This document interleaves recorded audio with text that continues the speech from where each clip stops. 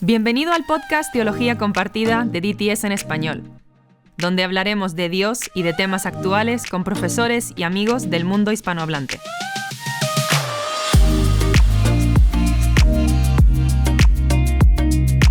Hola, bienvenidos una vez más a un episodio de Teología Compartida, donde tocamos temas que tienen que ver con la iglesia, con ministerio, con teología misma. Pero en esta oportunidad vamos a tocar un tema de iglesia y tengo la oportunidad de estar aquí conmigo con Gilberto Corredera, que es pastor de Prestonwood en español ya por varios años. Él nos va a contar un poquito más sobre esto, pero es un privilegio poder tenerte aquí con nosotros, Gilberto. Gracias por aceptar esta invitación y estar aquí con nosotros. Bueno, gracias a usted, doctor Triguero. Gracias también a DTS por hacer esto. Y nada, es un privilegio para mí estar aquí, de verdad. Y mira, el tema que le hemos puesto para hoy, que es parte de tu día a día, cómo es pastorear una iglesia en crecimiento. Obviamente nosotros que estamos en el área acá, hemos escuchado mucho de la iglesia Prestonwood, en inglés obviamente, pero los últimos años en español también, gracias a lo que el Señor ha permitido hacer contigo en la iglesia. Pero antes de llegar a ese tema, Pastor Gilberto, quiero que nos encantaría saber conocer un poco más de tu historia.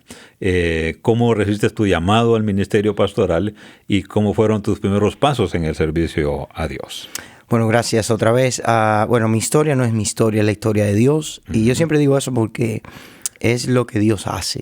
No hay nada extraordinario en uno excepto la gracia de Dios. Uh-huh. Ahora, como el apóstol Pablo dice, pero la gracia de Dios no ha sido en vano, entonces antes bien he trabajado mucho más. Entonces, uh-huh. Mi historia comienza en Cuba, que es mi país de origen. Yo nací en un hogar comunista. Cuba es un país comunista, entonces yo no tenía ninguna influencia ni católica ni de ningún tipo de religión. Mi mamá era miembro del Partido Comunista, era un miembro activo del Partido Comunista, anticristiana completamente, y mi papá, por desgracia, tristemente era alcohólico. Entonces yo no tengo ninguna influencia, ningún background de iglesia, de cristianismo. Y comencé muy temprano a hacer cosas de adolescente que no estaban bien. Eso me llevó por muy mal camino, malos amigos, malas influencias, y me metí en problemas bastante. A los 16 años conocí a una muchacha, mi novia. Empezamos a hacer cosas también desagradables y resultamos viviendo juntos. En La Habana, ¿eso estamos hablando de La Habana? No, en el centro del país, más a Santa Clara. Al centro oriente del país. Yo soy del área de Santa Clara. Muy bien. Mi esposa es de otra área de Camagüey, que es más al oriente del país. Y ahí comenzó. Pero a los 18 años, un amigo compartió conmigo la buena noticia de Jesucristo. Amén. Me dio mi primer Nuevo Testamento y Dios empezó a tratar con mi vida. Ya muy pronto, con 18 años, viviendo tremendamente perdido en tantas cosas, nosotros entregamos nuestra vida a Cristo y empezamos a seguir a Cristo. Eso dio un giro rotundo en la relación en que estábamos. Tuvimos que rehacerla, arreglarla, nos casamos y mi pastor nos empezó a discipular y empezamos a crecer. Unos meses después, yo empecé a hablarle de Cristo a todos mis amigos. Oh, wow. Y como yo tenía unas relaciones muy malas con gente de no muy buena reputación, los empecé a traer a la iglesia. Oh. Ahora, la iglesia era bien pequeñita, era una iglesia como unas 60, 70 personas, y no estaba tan preparada para recibir ese tipo de... Todos tus amigos. Todos mis amigos. Sí, en serio. Y nada, pero, ¿sabes? Tenía amigos que de verdad habían estado en prisión por asesinato. Es un poco complicado. Pero empecé a discipularlos en mi casa.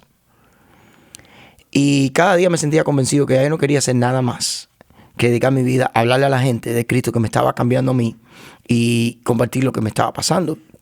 Yo había estudiado, estaba terminando mi carrera como profesor de educación física junto a mi esposa, y cuando me gradué renuncié, no quise hacer eso más y empecé a buscar otro tipo de trabajo hasta que sentí el llamado de servir al Señor. Todavía en la misma iglesia pequeña. En la misma iglesia pequeña, en un campamento de matrimonio que fui con mi esposa. Yo sentí el llamado a servir al Señor y mi esposa también lo sintió. Y se lo dijimos a nuestro pastor. Y nuestro pastor nos dijo, yo sabía que el Señor te estaba llamando, pero no te lo iba a decir hasta que Él no te lo dijera a ti. Y entonces fuimos al seminario temprano. Y empezamos a estudiar en el seminario cubano, es autóctono cubano, se llama Los Pinos Nuevos. Oh, sí. Seminario Evangélico de Cuba, Los Pinos Nuevos. Y comenzamos a estudiar. Y muy pronto, siendo estudiantes, nos pidieron que atendiéramos un pequeñito campo misionero en un pueblito pequeño. Ya nos fuimos de nuestra iglesia. Y ahí comenzó nuestras primeras prácticas ministeriales, que para mí fueron bien útiles, porque bien jovencitos, sin mucha experiencia, pudimos empezar a practicar el ministerio pastoral. Nos graduamos del seminario, fuimos de diferentes campus, diferentes localidades en nuestro país. Y para hacer la historia larga, corta, pastoreamos desde el 2001, desde el 2001, que nos graduamos del seminario, antes, 98, hasta el 2009 en Cuba, diferentes iglesias, servimos en algunos ministerios a nivel nacional, con mi convención y también en Evangelismo Explosivo, que es un ministerio que creció mucho en Cuba. Para los que no saben, es un ministerio para capacitar a los nuevos creyentes a compartir su fe y a ser discípulos de los nuevos creyentes de una manera teórica y práctica. Y hice eso en Cuba hasta que en el 2009, a través de una reclamación familiar, Dios nos abre la puerta para vivir en los Estados Unidos y estábamos convencidos que era el próximo paso.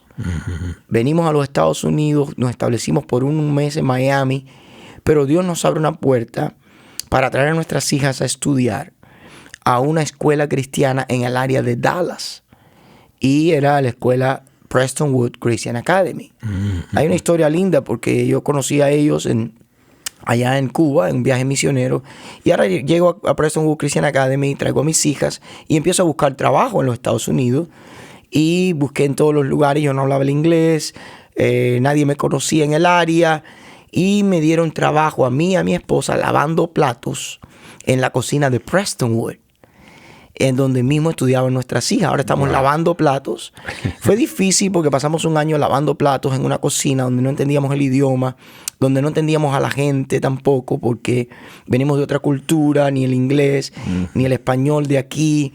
Y fue bien difícil. Y le preguntábamos mucho al Señor, ¿por qué nos tienes aquí? ¿Por qué nos tienes aquí? Nos trajiste para perder el ministerio. Y lloramos mucho, oramos mucho. Y vimos a nuestras hijas pasar por un proceso bien difícil, porque es difícil llegar de otro país donde uno tiene liderazgo, donde uno tiene dominio de todo. A nivel nacional, porque estabas en todo Cuba. No, y llegar a ser nada otra vez, empezar de menos cero. Y no solo como pastor, a veces doctores, abogados, maestros, ingenieros que llegan a este país, tienen que empezar de cero y es bien difícil ese proceso. Bueno, por eso fue un proceso de quebrantamiento, de vulnerabilidad, de muchas preguntas, pero de mucha oración. Historia larga, corta, después de un año en esa situación, el ministerio de Prestonwood en inglés había comenzado un ministerio en español y estaban buscando a alguien que continuara porque no estaba yendo muy bien. Y tú estabas ya dentro y ya yo estaba lavando platos. El staff de ya yo lavaba platos.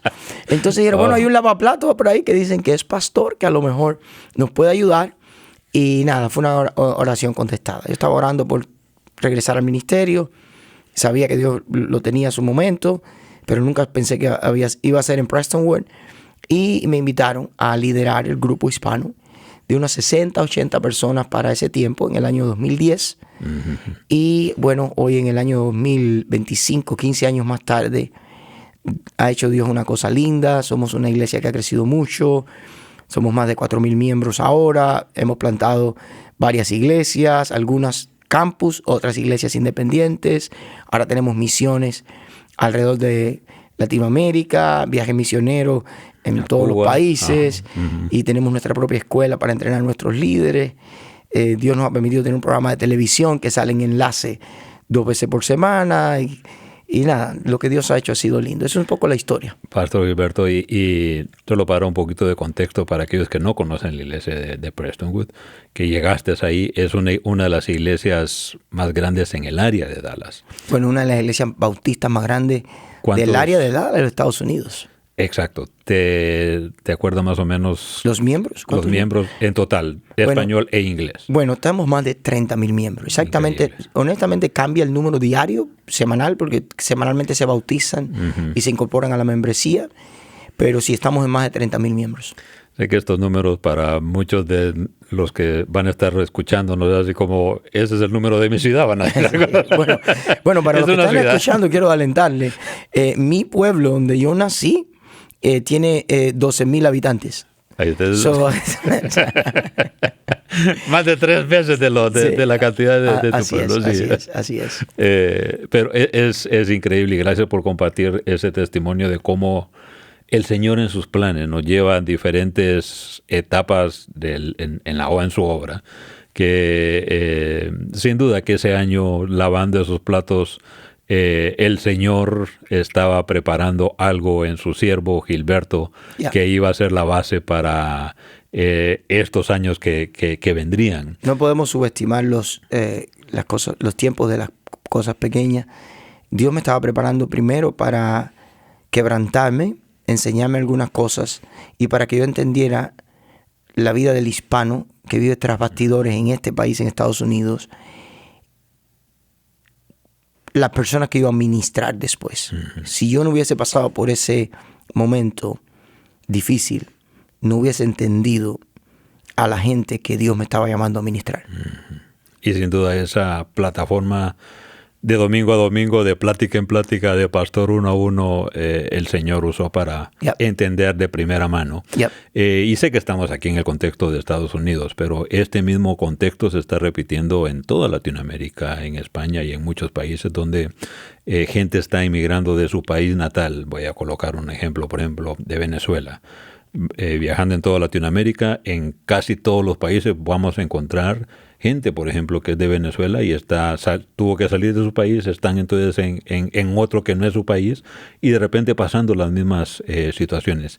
Cristianos, hijos de Dios, que vienen a empezar otra vez de cero muchas veces, donde no se les reconoce sus carreras, sus posesiones, su posición de repente que tenían en su país.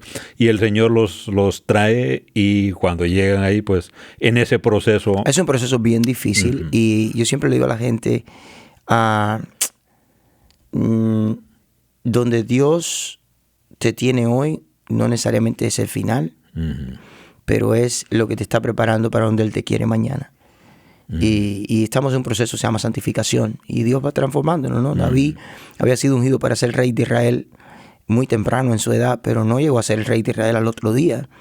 Tuvo que pasar por una cueva, tuvo que sufrir, tuvo que correr. Y yo creo que Dios tiene eso con nosotros, ¿no? Entre la elección, el llamado y el lugar donde Dios te va a poner o donde Él te quiere tener, hay una etapa de preparación que a veces nadie habla de eso, y hay lágrimas, hay oración, hay comprensión, pero es parte de...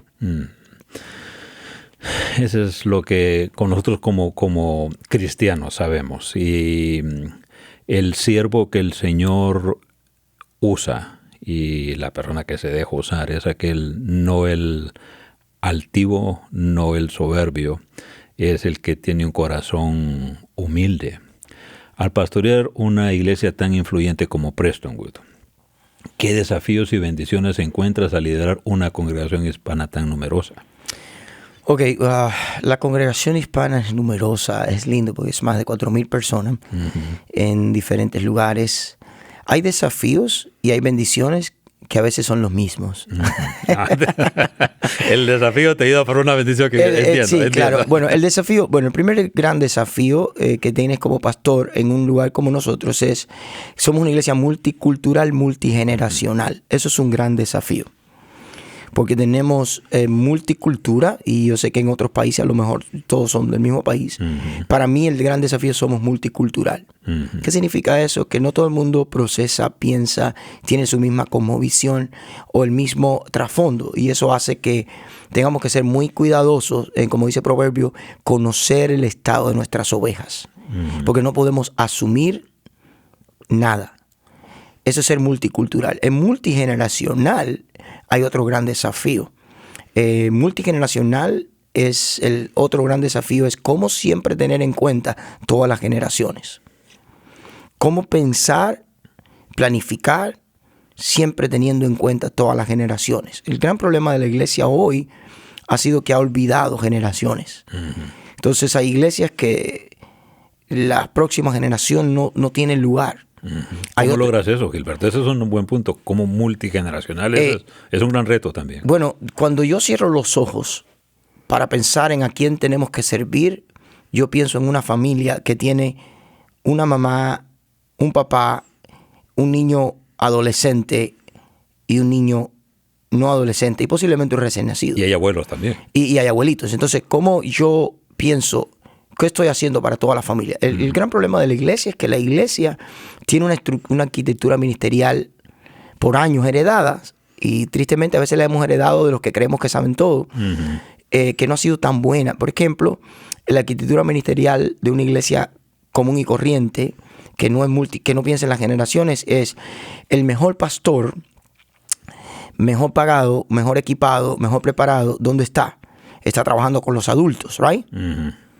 ¿Sí o no? Claro. Entonces, ¿quién atiende a los jóvenes? A los niños. No, primero a los jóvenes. ¿Quién atiende a los adolescentes? Bueno, el hijo del pastor, un hermano del pastor, o alguien que tiene un talento, pero posiblemente no se preparó, pero tiene el deseo, lo ponemos con los jóvenes. ¿Y quién atiende a los niños? Las hermanitas que pobrecita quieren servir y no encuentran, bueno, llevan ustedes con los niños. ¿Y cuál es el gran problema? Un adulto no tiene los retos hoy en la sociedad de filosofía, de pensamiento que tiene un adolescente, un joven o un niño. Entonces el adulto ya tiene su fe formada, ya el adulto está firme en lo que quiere, lo que cree. ¿Dónde están los retos más grandes? En la adolescencia, la juventud y la niñez. Pero ahí es donde nosotros ponemos menos cuidado. Los presupuestos de las iglesias. Entonces, si queremos de verdad tener una iglesia multigeneracional, tenemos que poner los mejores recursos en las partes más vulnerables. Los niños están llenos de agendas que los quieren desviar de lo que la palabra del Señor enseña. Los adolescentes, los jóvenes también. Entonces un estudiante de universidad que está retado por un profesor enseñándole cosas, tiene un profesor que tiene 2 doctorados, pero en la iglesia lo enseña un voluntario. Entonces nosotros dijimos, no, si creemos eso, tenemos que ser una iglesia multigeneracional que ponga los recursos para atender a cada generación. Muy bien. Equilibrado y con mejor énfasis donde más retos hay. Ha sido un reto, pero ese es el reto. Ahora me hablaste de la bendición. Esa es la misma bendición. La bendición de pastorear una iglesia multigeneracional y multicultural es la riqueza del potencial de la iglesia. Yo creo 100% que el mejor potencial de la iglesia no es ni su edificio, ni su sistema de audio, ni su banda musical, ni... Yo tengo un edificio espectacular, gracias a Dios. Pero el potencial de la iglesia bíblica no es eso, es las personas. Efesios 4. Él mismo constituyó a unos apóstoles, ¿sabes? Profetas, evangelistas, pastores y maestros, para perfeccionar a los santos para la obra del ministerio y la edificación del cuerpo de Cristo. Si podemos valorar a esos santos y tomar todo lo que ellos pueden traer, enriquecer a la iglesia multigeneracionalmente, entonces ahora tenemos el potencial para servir, impactar multigeneracionalmente y multiculturalmente. Lo que puede ser un reto puede ser nuestra mejor fortaleza. Y para mí eso es una iglesia llena de potencial, llena de recursos. Y cuando no hablo de recursos financieros, sino de recursos humanos. Gilberto, y eso, hablando de esa misma riqueza y bendición, esa es la iglesia.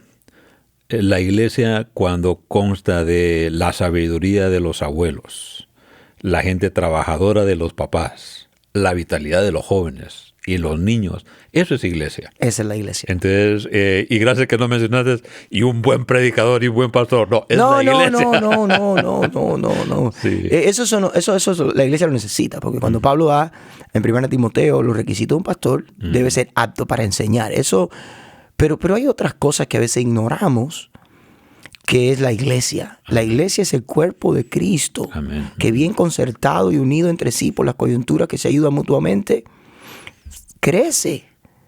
Efesios 4. Ahora,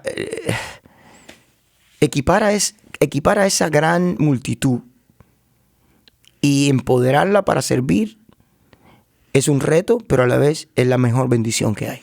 Y gracias por dar ese enfoque de equipar, porque a veces decimos, no, yo prefiero mi iglesia pequeña de 100, 200, porque aquí somos bíblicos y aquí preparamos.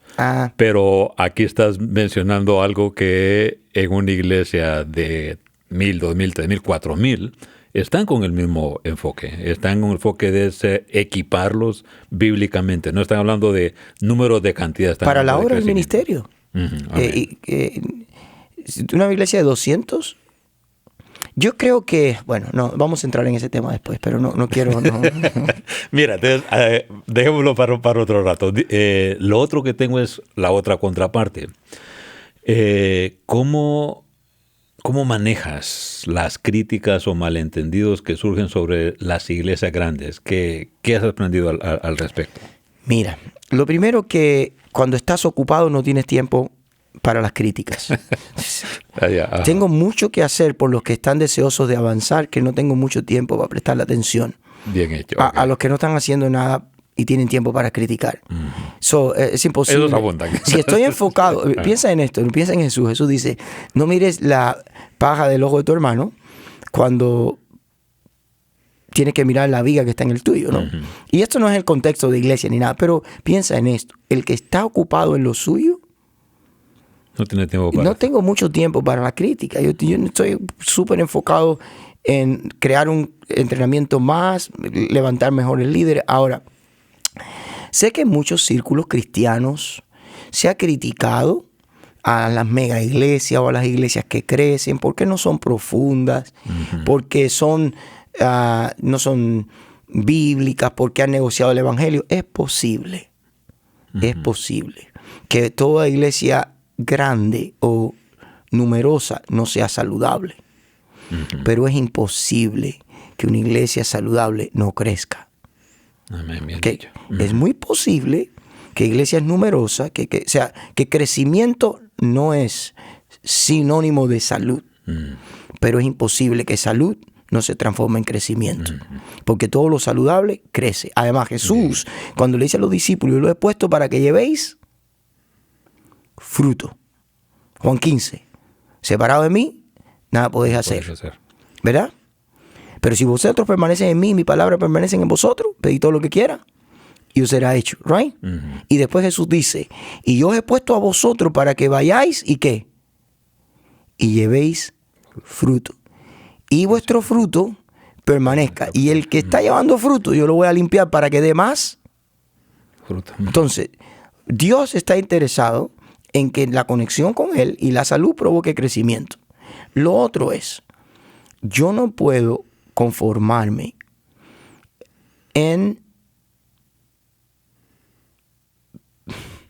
voy a decir esto. Adelante. En pequeñeces cuando Dios es un Dios de multitudes. Dios escogió a un hombre para ser una gran nación. Génesis 12, cuando llama a Abraham, le dice, haré de ti una nación ¿qué? Grande. No le digo, voy a hacer de ti una nación pequeña y con esa pequeñez la gente va a saber que hay Dios en Israel. No, el Dios misionero, el Dios de la Biblia, el Dios que se revela de Génesis hasta Apocalipsis, es un Dios de multitudes, es un Dios de generaciones, es un Dios con una visión de cuadro completo del mundo. Cuando Jesús tiene 12 discípulos y les dice, vayan por todo el mundo y prediquen el evangelio a toda criatura. Él no le digo, vayan y hagan grupos ahí pequeños y eso. Ahora, yo no me enfoco en número, yo quiero ser fiel. Y si la fidelidad resulta en crecimiento, Dios sabe. Ahora yo es tengo, del Señor. Claro, pero el problema está en eso. Dios, mira un Dios de multitudes. ¿Cuántos eran el pueblo de Israel cuando salió de Egipto? Debe ser una Moisés, eso mucho. Deberías conformarte con un grupo pequeño, pero eso es lo que Dios te dio. Entonces yo creo que a veces nosotros juzgar lo que Dios está haciendo con otro es perder el tiempo. O imagínate que pongamos a juzgar a Pedro porque predicó y 3,000 personas en Hechos capítulo 2 entregaron al Señor. Pero no tiene, yo creo que no tiene sentido. Pero ¿cómo lidio con eso? No, yo no me enfoco en eso. Yo quiero ser fiel. Y ahora, también los que critican eso después nos piden a nosotros recursos. Oye, ustedes que tienen recursos, pues son una iglesia grande, nos pueden ayudar. Yo digo... O su modelo queremos aprenderlo para... Bueno, yo creo que el modelo está bien aprenderlo, pero a veces... No, yo no me enfoco en eso. Yo creo que preocúpate por ser fiel a Dios. Y si Dios te dio 200 y puedes llegarlo a multiplicarlo a 400, gloria a Dios. Si Dios te dio 10, multiplícalo a 20, gloria a Dios. Pero si Dios quiere seguir, en 15 años sabrá de dónde estás. Y tal vez, Gilberto, la otra contraparte de eso, o sea, crítica siempre va a haber, pero también se puede ver por el otro lado. Se puede ser un grupo de 100, 150 y no ser una iglesia saludable. Y no ser una iglesia bíblica. Entonces, así como una iglesia... Es que el número no es lo que lo define. Exacto. Definitivamente no. Definitivamente no. Y dijiste algo clave acá, y es el enfoque. Tú estás siéndole fiel al Señor, el fruto no lo das tú. No. El fruto lo da el Señor, como Juan 15 lo acabas de mencionar. Ahora, si lo da, nosotros vamos a ser fieles también en cosechar, en cultivar, claro, en equipar y volver a enviar a esa gente y multiplicar. Bien dicho.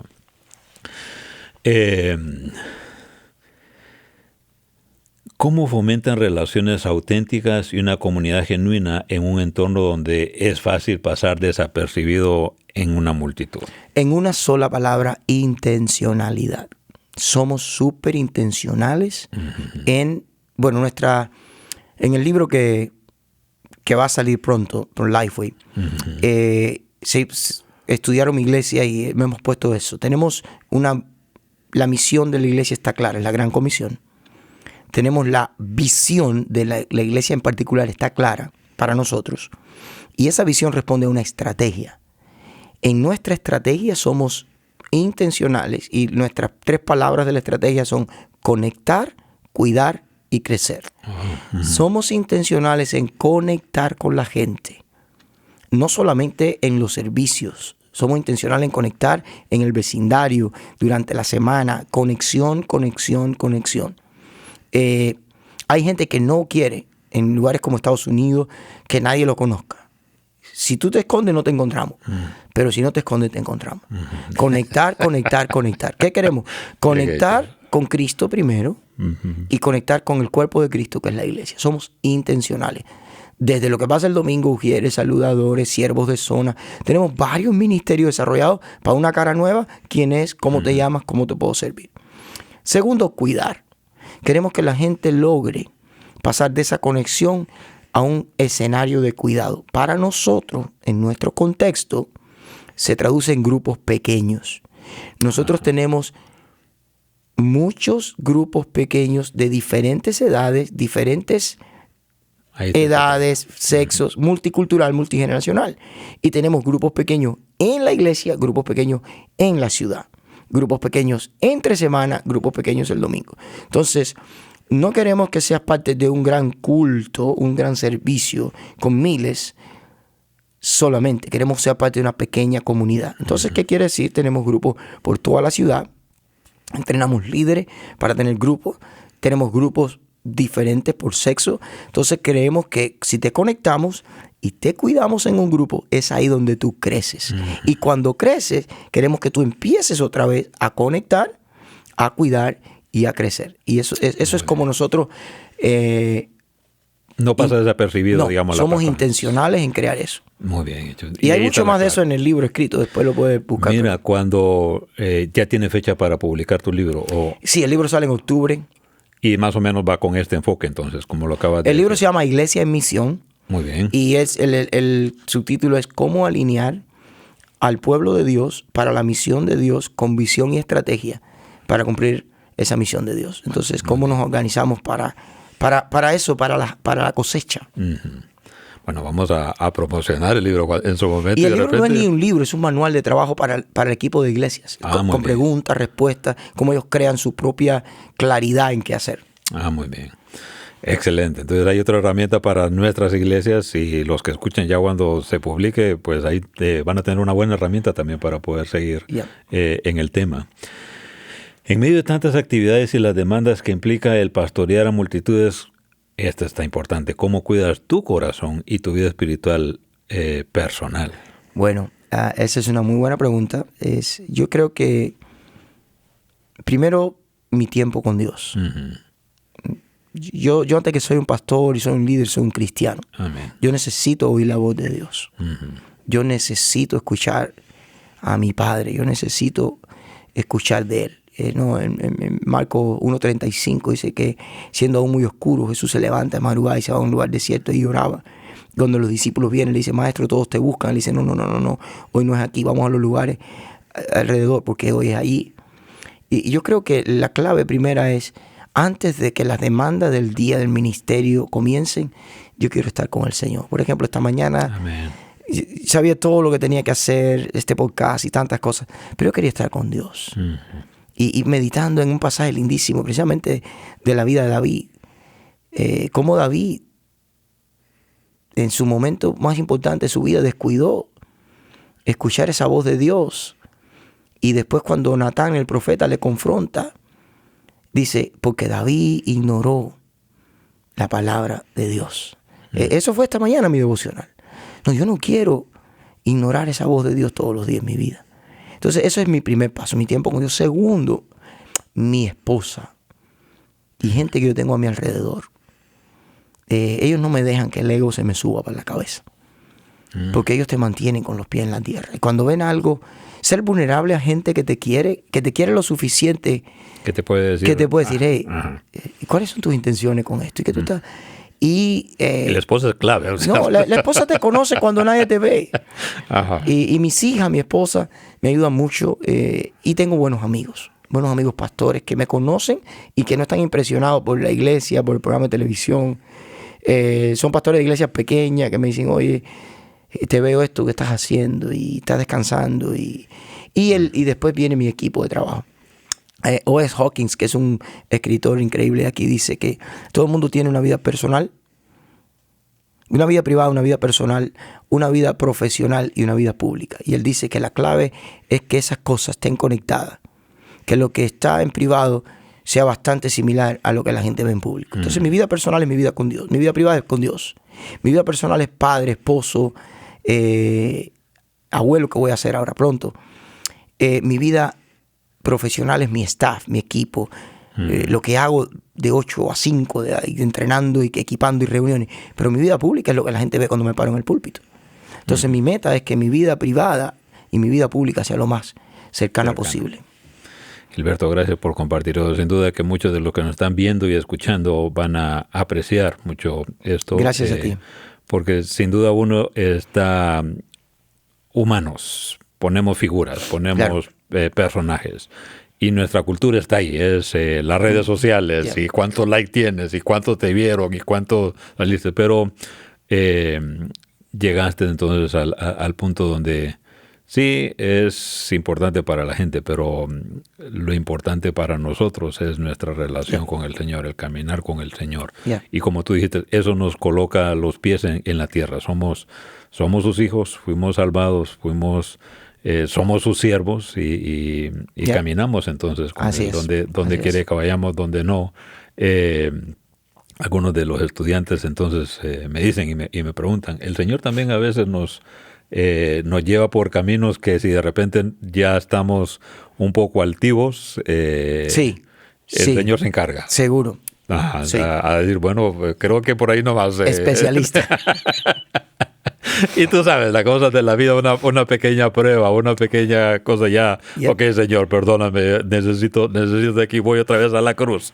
Y nos manda entonces otra vez a la cruz a decir, necesito de ti, no es conmigo. Y caemos o cualquiera puede caer en ese error, que a veces los números te engañan, o los comentarios de la gente. Yeah. Entonces es ahí donde necesitas ir a la cruz. Ir a la cruz y decir, Señor, necesito de ti, no depende de mí. Sin ti esto es humo. Pero ya cuando estamos caminando con Él, lo mencionaste en Juan, Él es el que da el fruto. Si el fruto es por nosotros, ese no es fruto, no es del buen fruto. No sirve, ese es el fruto que viene de Él. Si lo hacemos nosotros, sí es fruto. Lo que no es el fruto que el Señor quiere. Ajá. Si lo hacemos nosotros es como cuando Dios le da la promesa a Abraham. Y dice, yo te voy a dar un hijo. Uh-huh. Abraham buscó la manera de tener un hijo. Uh-huh. Pero no era el hijo de la promesa. Sí.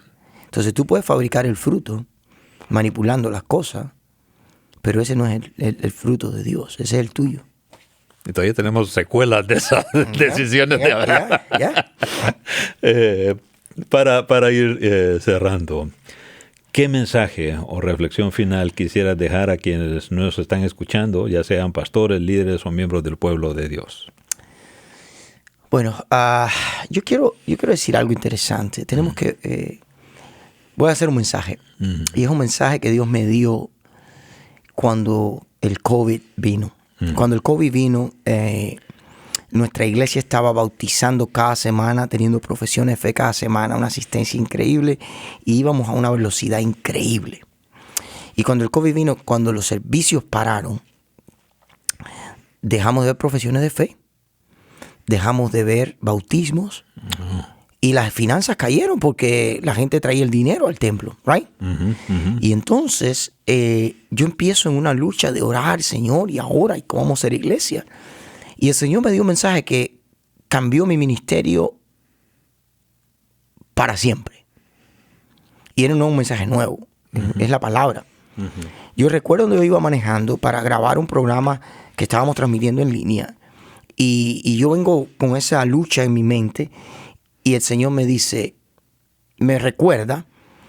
A mí Dios nunca me ha hablado audiblemente. Me habla por su espíritu, porque dice la Biblia que el espíritu da testimonio de nuestro espíritu. Yo no entiendo por qué Dios tiene que salir de mí para hablarme de afuera, me va a asustar. Él está dentro de mí. Entonces el Señor me dice, he aquí yo estoy con vosotros todos los días hasta el fin del mundo. Dice, la promesa sigue en pie. No está solo. Mi presencia sigue aquí y el COVID no está fuera de mi control. Yo sigo con tu iglesia, yo sigo con la iglesia, yo sigo contigo.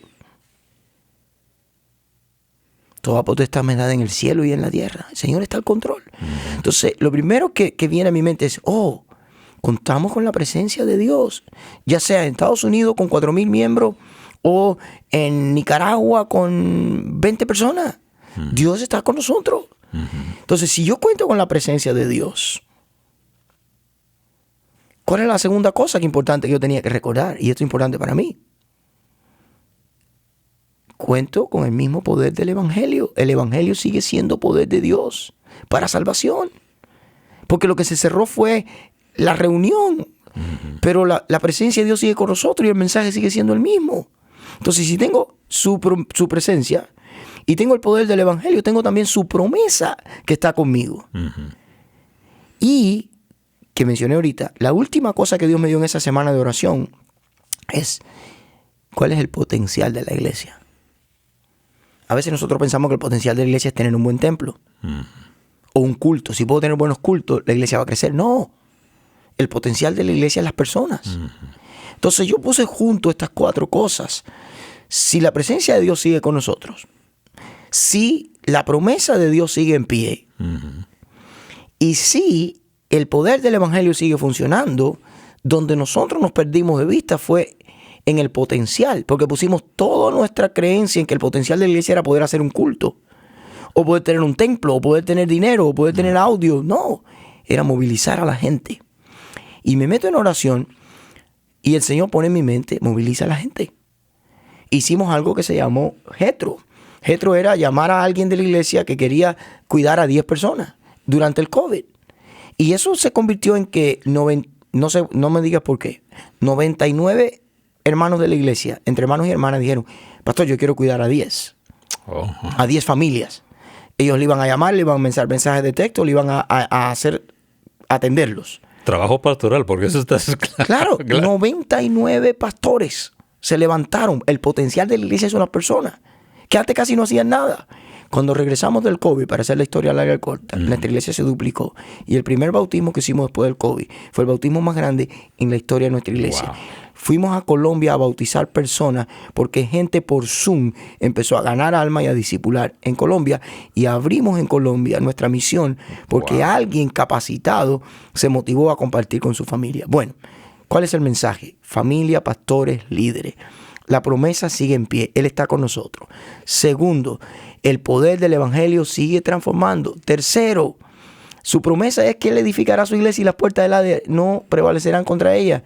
Moviliza el potencial de la iglesia, que son la gente que Dios te ha dado, para que ellos puedan hacer la obra en ministerio y veamos entonces iglesias crecientes. No importa el tamaño hoy, sino que seamos fieles en eso y dejemos que Dios sea el que da el resultado. Eso ha sido mi experiencia. Gracias, Gilberto. Te dije, el tiempo se nos fue, pero te agradezco por tu corazón, la bendición que va a ser sin duda este podcast para muchos y que el Señor te siga usando en la obra. Bueno, gracias a ti por invitarme. Estamos aquí para servir y nada, por ahí estamos en las redes sociales. Pastor Gilberto Corredera, él es Gilberto Corredera, Prestonwood en español, y cuando el libro salga a lo mejor hacemos otro podcast. Claro que sí. Muchas gracias por seguirnos con un episodio más de Teología Compartida y vamos a seguir compartiendo temas como estos de iglesia, de crecimiento, de teología y de ministerio. Que el Señor les bendiga. Gracias por escuchar el podcast Teología Compartida del Seminario Teológico de Dallas, donde aprendemos a enseñar la verdad y a amar a los demás.